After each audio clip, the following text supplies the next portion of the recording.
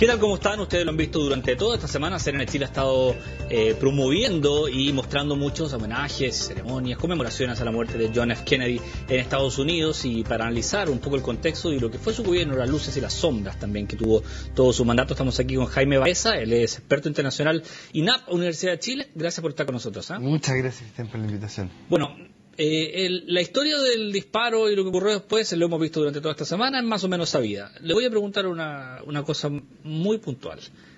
¿Fue un buen gobierno el de Kennedy? En general sí, fue un buen gobierno porque en el balance de luces y sombras fue capaz de tener un país más bien ordenado en momentos muy complicados de la Guerra Fría y donde la agenda internacional muchas veces eclipsaba, por ejemplo, la agenda económica. La agenda local, digamos. Y la agenda local se ve bastante eclipsada. Fue un buen gobierno porque pese a que tuvo sombras como Bahía Cochinos, tuvo luces como el manejo de la crisis de los misiles. Eso, vamos por partes. A ver, Bahía Cochinos, dijo usted, para la gente que no necesariamente es totalmente entendida, digamos que fue un intento de invasión de Estados Unidos a Cuba. Exactamente. Eso es profundamente criticado cuando se le dice Kennedy el pacifista, muchas veces que él le haya puesto el timbre a esta invasión, lo critica. Sí, a ver, también podemos decir Kennedy el que era el moderado en la Guerra Fría, pero también Kennedy el anticomunista. O sea, Kennedy es alguien que como candidato es mucho más anticomunista de lo que se manifiesta después. Es decir, Kennedy en las sombras de Bahía Cochinos, es decir, este intento de usar a la CIA y utilizar a exiliados cubanos para derrocar el régimen de Fidel Castro, es un error evidente, casi como de principiante, pensando en alguien de las características de un animal político como Kennedy. Claro, ahora este plan venía de antes del gobierno de él, digamos. Por eso decía yo que le puso la firma. Le puso la firma, venía antes, pero si nosotros tomamos las luces, y las luces tienen que ver con un cambio cultural muy importante en los Estados Unidos, con realmente iniciar un proceso de apertura en materia de derechos civiles para la población afroamericana. Si nosotros vemos también el manejo internacional del gobierno de Kennedy, partiendo por el manejo de la crisis de los misiles, pero en realidad si nosotros pensamos en todo lo que es la Alianza para el Progreso y la idea de buscar, incluso dentro de un sistema capitalista, vías que promovieran mayores niveles de justicia social y de desarrollo, por ejemplo, en lo que es las Américas, nosotros vemos que el gobierno de Kennedy tiene más luces que sombras. Recordemos un poco lo que fue la crisis de los misiles también. Volvamos a poner en contexto las cosas que fueron unos misiles puestos desde Cuba que apuntaban directamente a Estados Unidos bajo el gentil auspicio de la Unión Soviética en este caso. Así es. Aquí Kennedy logró un logro importante, que fue lograr la salida de estos misiles, pero también dejó amarrado que Estados Unidos no iba a volver a intervenir en Cuba, al menos militarmente. Sí, bueno, hay aquí dos elementos. Primero, deja establecido casi definitivamente una idea de una separación, ¿no?, de los ámbitos casi geoestratégicos o de influencia que cada una de las superpotencias iba a tener. La contraparte eran también en Turquía misiles Mercury norteamericanos que podían estar dirigiéndose a Rusia. Es decir, aquí había un juego de suma cero permanente. Eso por un lado. Y lo segundo, que incluso tiene consecuencias para el estudio posterior de las relaciones internacionales, Kennedy fue un estratega brillante, no solo él, sino con McNamara y otros, en términos de teoría de juegos, es decir, de pensar qué es lo que el otro actor está haciendo. Lo que doy y lo que quito, ¿no? Claro, exactamente, pero y todo lo que es el estudio de teoría de juego a partir de la crisis de los misiles se potencia enormemente, porque en realidad lo que estaba ocurriendo en la Unión Soviética no era muy claro. Era bastante difuso, no existían los sistemas de comunicación y de manejo satelital que existen hoy día. Por lo tanto, estaba el temor del botón rojo y que estallara la guerra nuclear. Uno, y lo otro, tampoco se sabía qué es lo que ocurría al interior de la propia Unión Soviética. Por lo tanto, el haber manejado esta crisis con la inteligencia que se manejó y con las presiones y las crisis internas es bastante notable. La película no es muy notable, pero el libro del hermano de Robert Kennedy, 13 días, puede ser bastante iluminador del manejo político que tiene Kennedy durante esta crisis. ¿Y usted cree que si él no hubiera sido asesinado, la historia de Estados Unidos, bueno, más allá de las personas, me refiero, que es obvio que sí cambió, pero la historia de las políticas habría cambiado mucho? Porque finalmente, por ejemplo, tenemos lo de Vietnam, que él había tenido, si bien mantenía tropas en Vietnam, se dice que él estaba abogando por sacarlas. Después finalmente se desató el conflicto posterior a la muerte de Kennedy y cambiaron muchas cosas.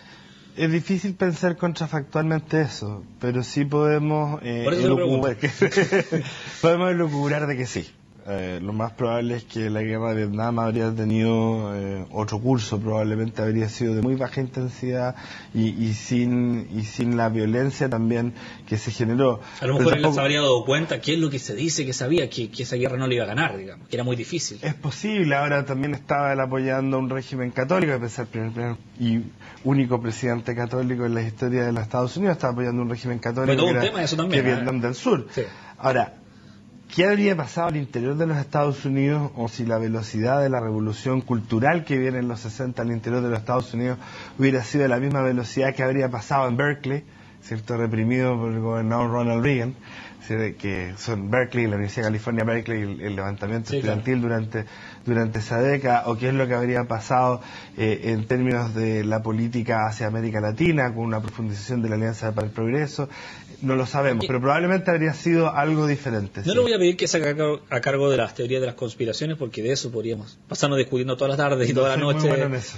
Sí, además será a lo mejor, pero ¿quién puede haber querido, según usted, que Kennedy no estuviera? A ver, bueno, como tomamos la teoría de las conspiraciones, y no soy muy bueno en la materia, debo remitirme a los hechos en el fondo. Ciertamente había una derecha ultraconservadora en ambos partidos, tanto en el demócrata como el republicano, que no quería que se continuara avanzando en materia de derechos civiles. Había una industria armamentista que no estaba interesada en ni siquiera disminuir lo de Vietnam, pero también con un manejo diferente de la Guerra Fría. Es decir, existía una multiplicidad de actores que podrían no gustarle. Ahora, perfecto. ¿Cuál es el problema de las teorías conspirativas? No, si no estamos diciendo que ellos sean los culpables de su muerte, digamos, estoy diciendo, mi pregunta va orientada a quién le parecía mal el gobierno de Kennedy. Sí, pero además hay otro problema con las teorías conspirativas, que suelen siempre, lo más simple se acerca a la realidad y lo más elaborado suele alejarse de ella porque la realidad es más brutal, y porque además la realidad es más brutal. Lo complejo está en lo brutal, no está en las elaboraciones de grandes. Y hay que tomar en cuenta también la carrera previa de Kennedy. Kennedy era un tipo que había acumulado amigos y enemigos políticos probablemente desde que nació.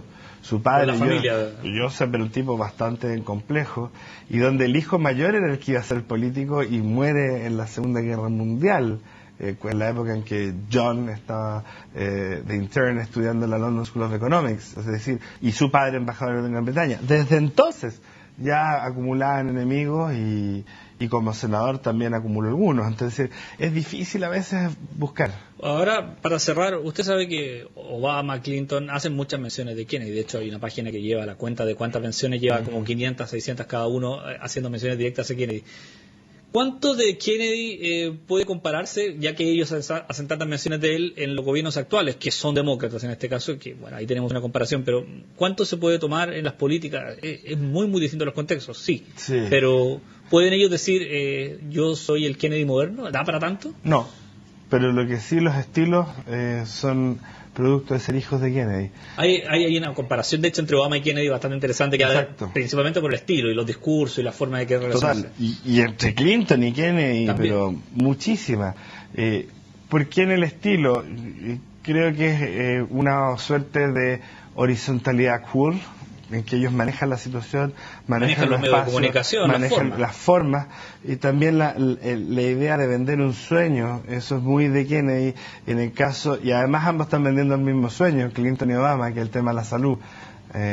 Vale acordarse que incluso en el primer periodo del presidente Clinton se coloca a su esposa, Hillary Clinton, a cargo de realizar un programa de salud que incluso era más moderado que los que el Obama. Bueno, de hecho a Clinton no le parece tanto el de Obama ahora, lo dijo el otro día. Le parece más el de su señora, ¿no?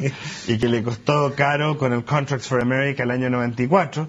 Pero lo mismo le pasó a Obama en el 2010, le costó caro en la Cámara. Ahora va a cambiar mucho eso, y yo creo que el estilo kennediano va a poder verse más en Obama con lo que ha sido el botón nuclear, que no es por la bomba nuclear, sino la idea de evitar el filibustereo en el Senado para las ratificaciones de cargos, que pasó de mayoría calificada a mayoría simple, lo que le va a permitir a Obama probablemente desplegar no solo el nombramiento de cargos, sino también una visión de país que pueda ser más del estilo del sueño de Kennedy. Jaime Baeza, muchas gracias por estar con nosotros compartiendo esta visión tan importante de John Kennedy. Muchas gracias. Bueno, y usted lo invitamos a seguir también junto a CNN Chile. Sigue informándose con nosotros.